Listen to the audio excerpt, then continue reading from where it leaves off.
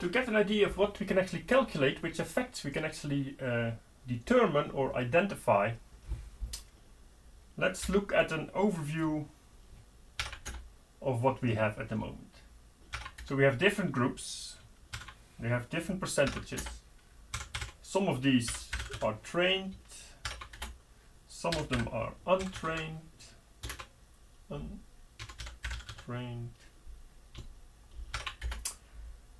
So for each I have a sort of base effect, the earnings, the expected earnings for that group without training. And the other thing that we can observe is the expected earnings for the group, if they do get training. So just to make sure this table sort of looks nice, let's just do a header row. So first we have our compliers. We know that they make up half of our population.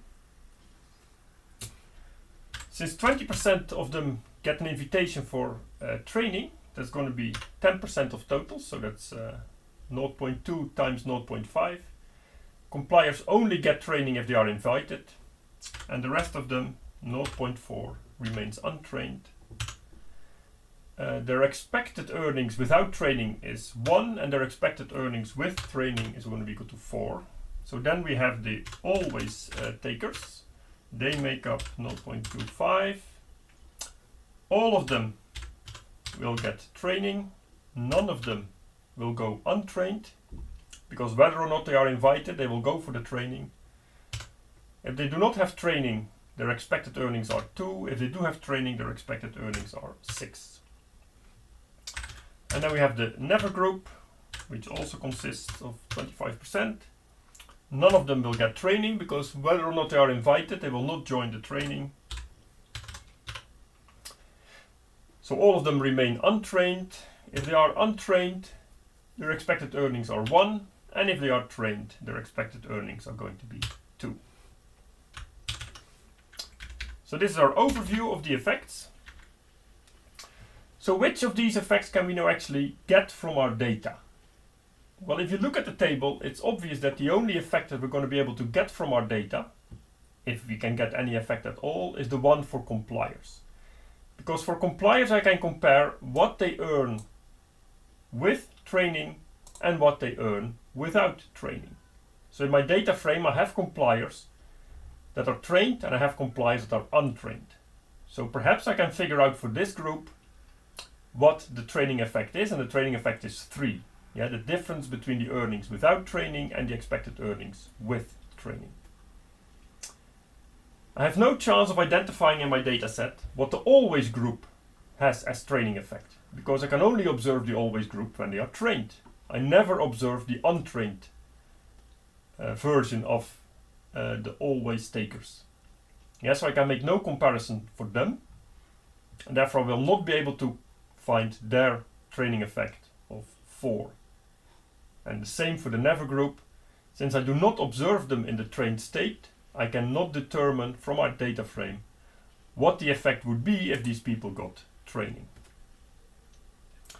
Yeah, so the thing I want to find, so I'm going to look for different estimators, and the thing I want to find is a training effect equal to 3. Yeah, which corresponds to the training effect of the compliers, the difference between 4 and 1.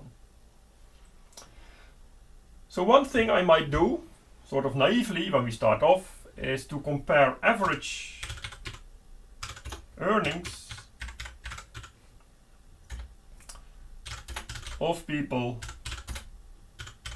with and without training. Yeah, so I could take my data set and I could basically say, you know, what is the difference in the average earnings of people with and without training. Yeah, so let's program that. So basically I'm interested in the mean. So I'm using NumPy here, NumPy mean. So from my data frame, I'm going to condition on,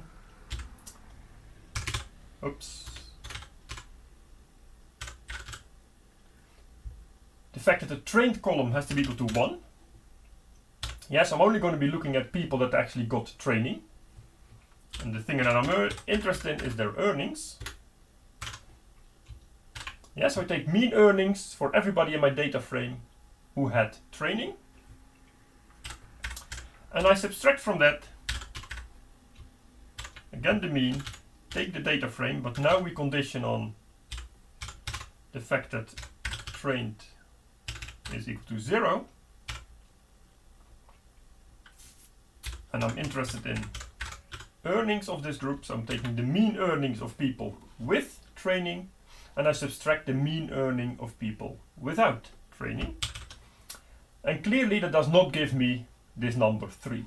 Yeah, it gives me the number 4.4, which is no training effect in this table whatsoever. Yeah, so this is not the right way to identify the effect of training in the data that we have. Yeah, so you may wonder where this 4.4 is actually coming from, and actually we can recover it from the data that we have. Because what it is the following. So I'm comparing here the average earnings of people with training. So what is the average earnings of people with training? So I have 0.1 of these people who, if they are trained, are going to earn 4. So that's times 4.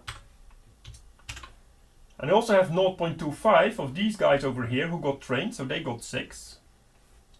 So here I get 0.25 times 6.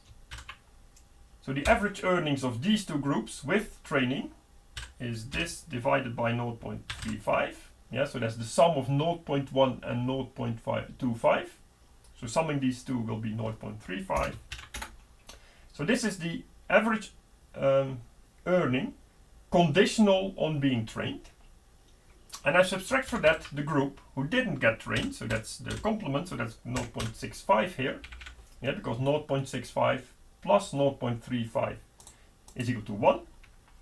So what do the people earn who didn't get training? So this is partly compliers who didn't get training, so that's 0.4. And compliers without training earn 1. Plus I have my never takers. There are 0.25 of these, and they also earn 1. Yeah, so when you evaluate this, oops, I made a typo somewhere. So what did I do wrong? So I have 0.1 times 4 plus 0.25 times 6 divided by 0.35. Oh, sorry, there should be a minus, not a plus. I'm subtracting these two means. So let's evaluate again. So here we have it. So here we have our 4.43, yeah, which is close enough to the result here. Yeah, so here I'm calculating these things directly on the mean effects, while here I'm taking the average over earnings that were generated by normal distributions. Yeah, so there's these things that are not exactly the same. And if you want to get them closer, you should increase the number of simulations, so the number of individuals that we're considering. Yeah, so here we're using 10,000, you can increase it to 100,000 or to 1 million. And if you increase that, these two numbers will get closer and closer. But as an intuition of where this number comes from, this is close enough. But the main conclusion is that we're not finding the number 3 that we're actually looking for.